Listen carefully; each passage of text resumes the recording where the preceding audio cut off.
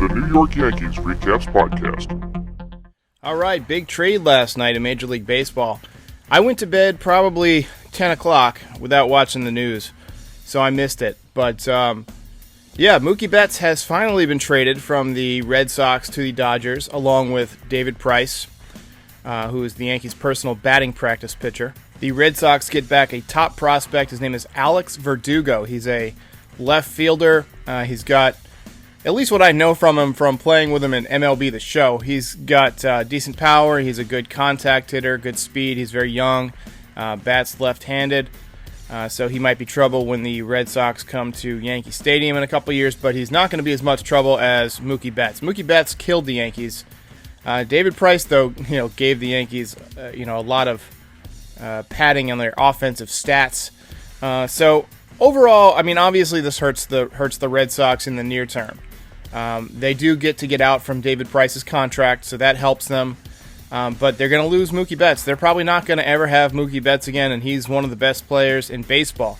This would be the equivalent of, well, not quite the equivalent, but almost the equivalent of if the Angels traded Mike Trout. Also in this deal, Japanese right-hander Kenta Maeda, very good pitcher, very nice pitcher, moving on to the Minnesota Twins. So that affects the Yankees because the Yankees are going to have to go through the Twins again, or should I say the Twins are going to have to go through the Yankees to get to the World Series. The Twins, they already have a good offense. They had 307 home runs last year. It was a major league record.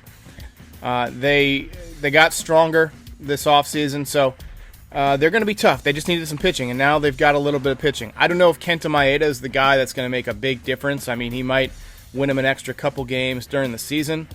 But during the postseason, those Japanese pitchers tend to wear down towards the end of the season without, with the exception of Masahiro Tanaka. He seems to get better as the season goes along, but I think that's part of the reason they rest him occasionally throughout the season. Now, as far as the Dodgers, they still got to make it to the World Series, but if they get there, they pose a big threat to the Yankees now. But there's two things that give me hope. One, they're still going to have to pitch David Price.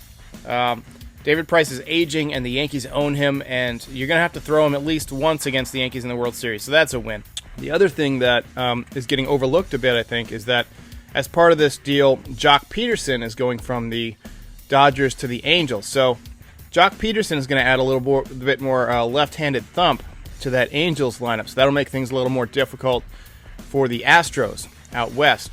But I don't see the Angels as a major threat yet. Of course, yes, they have Mike Trout and they have Shohei Ohtani, but they don't have a bunch other than that. I mean, they don't have a ton of other power. They don't have a ton of other pitching. So the Angels don't scare me, but you never know what could happen. Their GM is the ex-assistant GM for the Yankees. So, obviously he's got some of Cashman's tricks up his sleeve. So overall, I think this deal helps the Yankees in the near term. We'll see if the Dodgers make the World Series. If they do, it could be something that makes the road to the championship a bit tougher, but hey, the road to the championship should be tough. Join me, Derek Lewandowski, every week on the New York Yankees Recaps podcast, available wherever you get your podcasts. Also, subscribe to this channel for recaps of every game all season long, all the biggest news, all the best trade rumors, right here on New York Yankees Recaps.